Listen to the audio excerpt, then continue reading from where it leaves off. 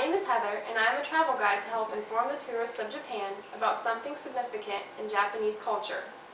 I am here today to help you travelers better understand and enjoy the Japanese culture in which you are about to interact. One major place of significance I will speak about today is Mount Fuji. I will inform you of geographical facts, the history of this majestic mountain, and what to expect when viewing it. To begin, Mount Fuji is the highest mountain in Japan, rising to 12,388 feet, visible from Tokyo on a clear day. The beautiful cone-shaped mountain is located west of the city, surrounded by lakes and a national park. Mount Fuji is named for the Buddhist fire goddess Fuji and is sacred to the Shinto goddess Senjin-sama, whose shrine is found at the summit. It is the holiest of Japan's three holy mountains. Every summer, thousands of pilgrims and tourists climb to the summit, many of them hiking throughout the night to witness the sunrise from the summit. Some history on Mount Fuji is that Mount Fuji is a volcano which geologists estimate was created 600,000 years ago during the Pleistocene era. It last erupted in 1707 and is now dormant. According to Buddhist tradition, Fuji rose from the earth in 286 BC after an earthquake that also created Lake Biwa, the largest lake in Japan. Fuji-san has been regarded as a sacred mountain for virtually as long as humans have lived nearby. It was originally a sacred mountain of the Ainu, the Aboriginal inhabitants of Japan.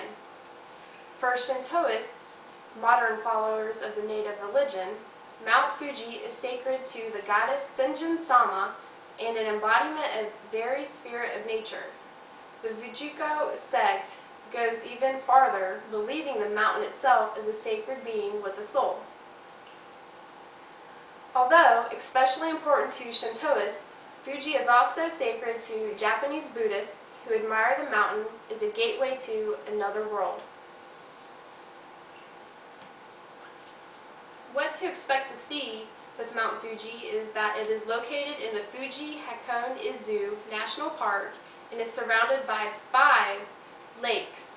Fuji-san's dimensions are impressive: 12,388 feet high, 78 miles in circumference, and 25 to 30 miles in diameter around the base, topped with craters spanning 1,600 feet in diameter. A beautifully proportioned volcanic cone in a spectacular natural setting, Fuji-san is beloved for its symmetrical beauty as well as its holiness. It is a very popular subject in Japanese art and landscaping photography. Fuji's nickname, Konohana Sakuhan, means causing the blossom to bloom brightly, referring to the pink cherry blossoms that frame the snowy mountain in the spring. Unlike some sacred mountains, it is not considered sacrilegious to climb Mount Fuji. In fact, to ascend to the summit is an important pilgrimage. The mountain is home to many Shinto shrines, Buddhist temples, and torii gates. The official climbing season is only 2 months long, July through August, which during that time most of the snow has melted and thousands of pilgrims and hikers make the climb to the top. The climb is no walk in the park. It is very steep and takes about 8 hours, but for many it is an experience of a lifetime. It is estimated that up to a third of the climbers are foreign tourists, making for an atmosphere that is at once typically Japanese and international.